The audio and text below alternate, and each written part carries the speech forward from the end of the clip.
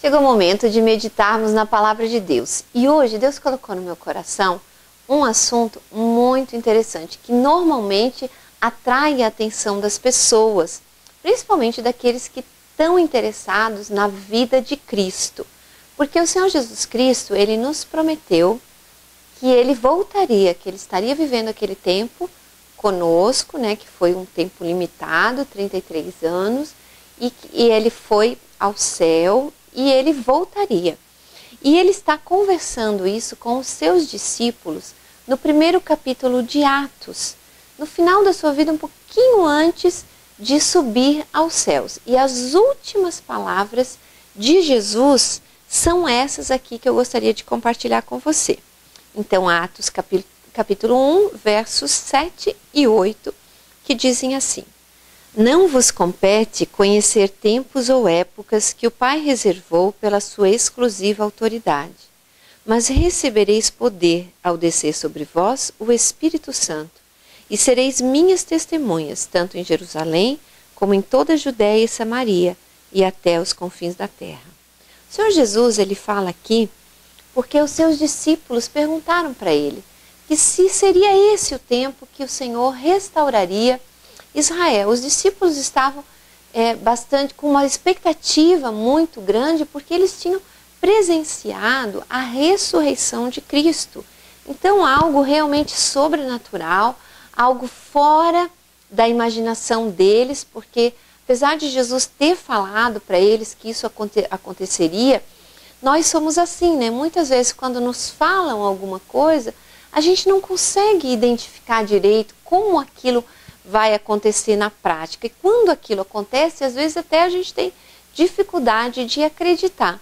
E com o assunto da segunda vinda de Cristo também é assim. O Senhor Jesus falou, o apóstolo Paulo fala, o Apocalipse de João nos fala dessa vinda, da segunda vinda do Messias, da sua vinda em glória, que será como um relâmpago, né, do Oriente ao Ocidente, vai ser visto, todos vão ver, todo olho verá, diz Apocalipse, mas nós temos até dificuldades de crer, porque é realmente algo sobrenatural, algo que não cabe na nossa razão humana, limitada a essa dimensão de vida, né?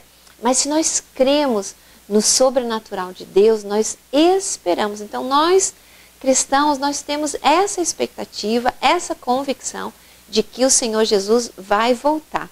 E nós também vivemos aguardando essa vinda. Não desejando que seja hoje, porque nós sabemos que serão dias terríveis, onde realmente vai ficar estabelecida a perdição de muitos, e todos os dias nós vivemos na expectativa da salvação, que a tocha da salvação de Jesus, como eu falei no começo desse programa, possa realmente brilhar em todas as vidas na face da terra. E tem muita gente ainda que não ouviu falar de Jesus e que precisa ouvir, né? Então, os tempos e as épocas, como os discípulos queriam saber de Jesus, ele disse, olha, o tempo e a época é exclusiva autoridade de Deus. Ele tem autoridade para fazer quando ele quer. Então, não nos compete determinar a época, né? Muita gente achou que era na virada do milênio, do ano 2000. Não foi ainda. Alguns dizem, não vai acontecer nunca, porque já estão aí há 2000 anos esperando, né? Vale lembrar que o povo judeu também esperava 3000 anos a vinda do Messias, a primeira vinda, quando Jesus veio. E chegou o momento certo da história para isso acontecer. E nós também cremos que o Senhor Jesus vai voltar um dia. Não nos compete determinar os tempos e as épocas, mas nós vemos as coisas se cumprindo, né? Não posso dizer que é aqui, que é agora, que vai ser, mas nós enxergamos profecias sendo cumpridas, profecias da palavra de Deus. Mas temos a tranquilidade porque cremos que iremos com Ele, né? Temos essa certeza da salvação. Não uma certeza de orgulho que nos faz superior a outros, não, mas uma certeza que nos dá paz e que nos impulsiona a querer que outros também vivam com essa paz, com essa certeza de salvação. Então a primeira parte, o primeiro versículo fala isso, que não nos compete ficar dizendo ou discutindo, vai ser tal ano, vai ser daqui não sei o que, vai ser lá ou cá. Não, o Senhor Jesus deixou as profecias para que a gente possa ter ideias do que vai ser, de como vai ser, mas a realidade só mesmo quando acontecer. E a segunda parte desse versículo começa com um mas, né? Então não vos compete saber, vai ser, onde, quando, como, mas recebereis poder. E isso aconteceu próximo dali, né? Alguns dias depois, realmente os discípulos receberam um revestimento de poder do Espírito Santo. E durante todo esse tempo, nós somos testemunhas desse derramamento do Espírito Santo para aqueles que são discípulos de Jesus. Não foi para aqueles que realmente só querem assim ir na igreja, ser aqueles que são cristãos nominais, como a gente chama, mas realmente aqueles que são de coração, que têm o seu coração marcado com as marcas de Cristo. Então, para esses, né, quando a gente abre o coração, o Espírito Santo, então ele entra em nós e ele vem com todo o poder de Jesus para a nossa vida. E por isso que muitas vezes a gente fica assim, triste, chateado com algumas pessoas que vivem um evangelho e uma vida cristã tão medíocre, tão pequena, tão sem convicção, tão para pouca coisa, tão voltada às vezes até para as coisas materiais. Isso entristece a gente porque a gente tem só uma noção, nós nem sabemos talvez a realidade. Mas a palavra que é usada para essa presença do Espírito Santo na nossa vida, no grego do Novo Testamento, é dinamis, que é um poder de dinamite, sabe? Um poder de explosão tão grande que não tem rocha, não tem nada que não possa ser removido, transformado pelo poder desse Espírito Santo na nossa vida. E ele diz assim, mas recebereis poder. Só que esse poder tem um objetivo, que é nós sermos testemunhas de Cristo. Então, aqueles que testemunham de Cristo são aqueles que conhecem a Jesus, têm um conhecimento pessoal, chegado, íntimo. E para nós sermos essas testemunhas, e em toda parte do mundo, da terra mesmo. Então, não todo mundo aqui de Criciúma, não. Todo mundo do planeta Terra mesmo. E Jesus usa, então, essa comparação, né? Aqui em Jerusalém, isso quer dizer, aqui na minha cidade, no meu bairro, no meu prédio, no meu trabalho, e também aqui no meu estado, na minha região, no meu país e até os confins da terra. Até lá ao outro lado do mundo, aqueles lugares que eu nem conheço, como Camboja, Bangladesh, Indonésia, alguma ilha do Pacífico Sul, não sei. Então, até nesses lugares, né, esse evangelho, esse poder para testemunhar, precisa ser espalhado. E Jesus conta conosco, né? Eu li, acho que foi hoje até uma história, que os anjos, quando Jesus chegou no céu, que foi bem depois daqui, se você continuar a ler esse texto, você vai ver que essas foram as últimas palavras de Jesus, e ali os discípulos viram Jesus subir aos céus. Então, dizem que quando os anjos chegaram lá, eles disseram, tá, Jesus, e agora tu subiste e viesse para o céu, e daí? Eles disseram, não, deixei lá aquelas pessoas, os meus 12, preparados, né, com o Espírito Santo, eles vão dar conta do recado. E aí os anjos perguntam, mas e se eles falharem? Porque eles eles têm pecados, eles têm tantos problemas. Se eles falharem, tudo aquilo, Jesus, que tu fizeste, vai ser em vão? Ele disse, se eles falharem, sim, mas eles não vão falhar.